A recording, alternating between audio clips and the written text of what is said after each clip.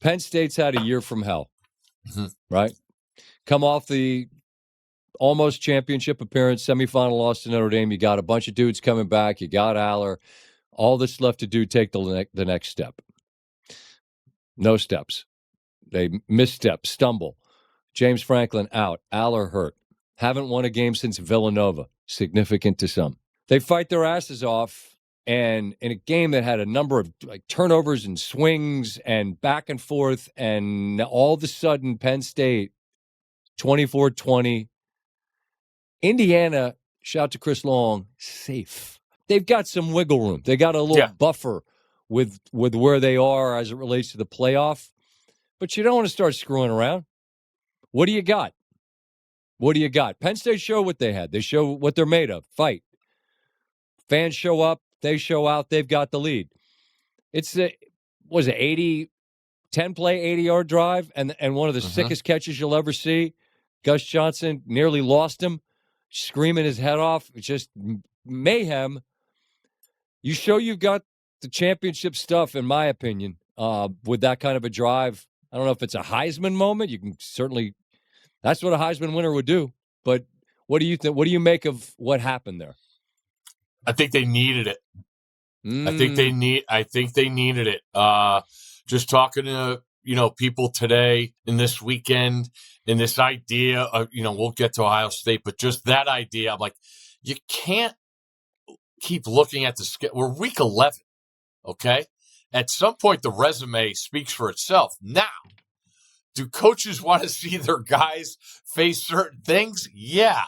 And I think Indiana might have not wanted that, thinking that they did everything in Oregon. And when you think of this Signetti run, and I'm going back to James Madison, they majority of the time blew the doors off of everybody. And then actually, last year gets magnified in 2 games, and those are the 2 losses, and then they prove themselves against Oregon.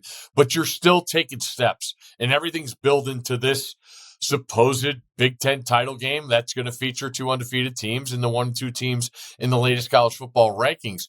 But to see them know they don't have Surratt today, they got Fisher back, who didn't play against Maryland. They got pretty banged up along this way. But also the big factor is Signetti was the first guy to sign that extension, and it was because he's a Pittsburgh guy. It's PA, and we know how PA is. You're Philly, you're Pittsburgh, you're Allentown, you're State College, whatever. There's all these parameters. But this was a prove-it point, I think, for him, that all along this way, he knows how good his team is, and they keep falling off. They still don't have a Big Ten win, and his team's getting better and better, and the pressure's rising and rising. And on top of that, Indiana's never won there. So I think it was you saw Signetti post game like you haven't seen him in this 2 years. Say that again. Indiana's never what? Never won there. You hear his quote before the game? This team's never played here. Yeah. Meaning, I don't give a shit about 1970 or whatever. What difference does it make to them? This team's never lost here, and they still haven't. Yeah. You remember a few years back when we had Fewy on, Mark Few, Gonzaga head coach, and they're number 1, and they're boat racing everybody. And I said, you're inevitably going to end up in a game. Could be first weekend of the tournament, could be second, could be Final Four, where you come in to your huddle for the under 4 timeout, and you're down 3, and you haven't been in that spot all year. How do you prepare yourself and your team, rather, for a moment you haven't encountered all year? The idea of a moment where you're up against it and you got to prove it. A prove-it moment. And was it Omar Cooper Jr.? Yeah. That's the guy that made that catch? Yeah. Plenty of catches. Plenty of catches today. No, but that one in particular, shout to Jack Black, Tenacious D, levitation, Holmes. My man was in the air, and somehow the left toe comes down when the right foot doesn't. Just an incredible grab. And Penn State's been through worse this year. That's a gutting loss, but I admire the fight. But ultimately, that little smile from Signetti in the end, I agree. There's There's a whole lot in that little smile. Yeah. I like I said, you know what the goal is, right? And you're along this ride, and they got a turnover at Iowa. Got a late touchdown. You saw Mendoza. That was after, I believe that was after Oregon, right? Yeah. Correct. You come home and you blow the doors up. No, it was Iowa then Oregon. Okay.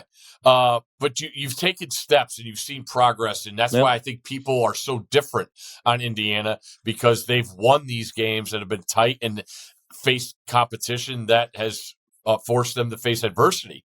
So today was big. I you know what else too? I mean, there's a lot of Penn State fans that wear white. I didn't know what it was today. There's a lot of red there.